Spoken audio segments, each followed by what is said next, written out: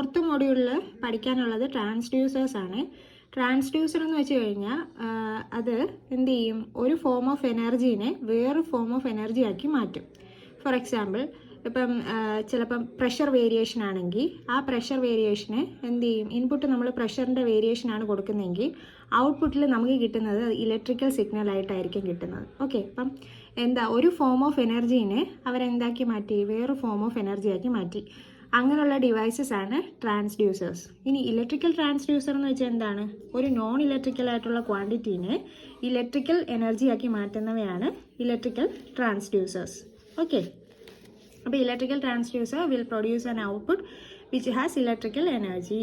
The output of electrical transducer is equivalent to the input which has non electrical energy. അപ്പം അതൊന്നുമില്ല, non electrical എനർജിക്ക് തുല്യമായ ഒരു electrical energy output തരുന്ന devices ആണ് ഇലക്ട്രിക്കൽ ട്രാൻസ്ഡ്യൂസർ എന്ന് പറയുന്നത്. ഇനി ടൈപ്പ് ഓഫ് ട്രാൻസ്ഡ്യൂസേഴ്സ് മെയിനായിട്ട് ആക്റ്റീവ് ട്രാൻസ്ഡ്യൂസർ ഉണ്ട്, പാസീവ് ട്രാൻസ്ഡ്യൂസർ ഉണ്ട്.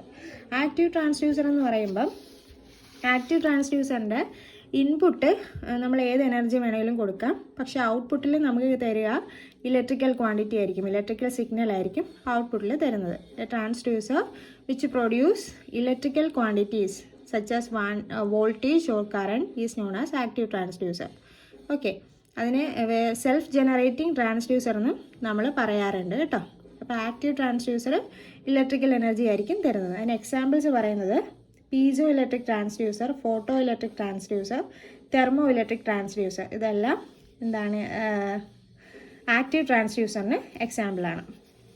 ഇനി പാസീവ് ട്രാൻസ്ഡ്യൂസർ എന്ന് വെച്ചാൽ എന്താണ്, അതിന് ഔട്ട്പുട്ടിൽ ഇലക്ട്രിക്കൽ ക്വാണ്ടിറ്റിയെ തരാൻ പറ്റത്തില്ല.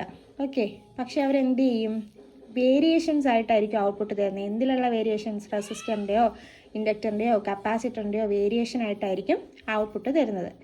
പാസീവ് ട്രാൻസ്ഡ്യൂസറിന് എക്സ്റ്റേണൽ ആയിട്ട് പവർ സപ്ലൈ ആവശ്യമാണ്. ഓക്കെ, അപ്പോൾ passive transducer will produce variation in the passive element in accordance with variations in non electrical input quantity. അതായത് ഒരു ഇൻപുട്ട് ക്വാണ്ടിറ്റിക്ക്, ഇലക്ട്രിക്കൽ അല്ലാത്ത ഒരു ഇൻപുട്ട് ക്വാണ്ടിറ്റിക്ക് തുല്യമായ രീതിയിലുള്ള എന്താണ് വേരിയേഷൻസ് ആണ്. എന്തിനുള്ള വേരിയേഷൻസ് ആവുന്നെങ്കിൽ കപ്പാസിറ്ററോ റെസിസ്റ്റൻസിലോ ഇൻഡക്റ്റൻസിലോ ഉള്ള വേരിയേഷൻസ് ആയിട്ട് നമുക്ക് ഔട്ട്പുട്ട് തരും.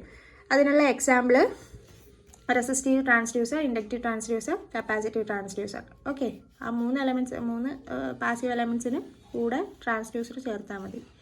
ഓക്കെ, അപ്പം പിന്നെ ഒരു ക്വസ്റ്റ്യൻ ചോദിച്ചിട്ടുള്ളത് ക്ലാസിഫിക്കേഷൻ ഓഫ് ട്രാൻസ്ഡ്യൂസേഴ്സ് ആണ്.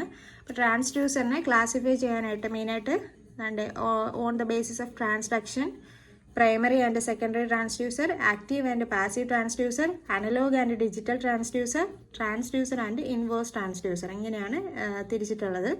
അതിൽ തന്നെ ട്രാൻസ്ഡക്ഷൻ്റെ ബേസിസിൽ പിന്നെയും മൂന്നായിട്ട് തിരിക്കാം, റെസിസ്റ്റീവ്, ഇൻഡക്റ്റീവ്, കപ്പാസിറ്റീവ് എന്ന്. അപ്പോൾ ഇതാണ് ക്ലാസിഫിക്കേഷൻ ഓഫ് ട്രാൻസ്ഡ്യൂസർ.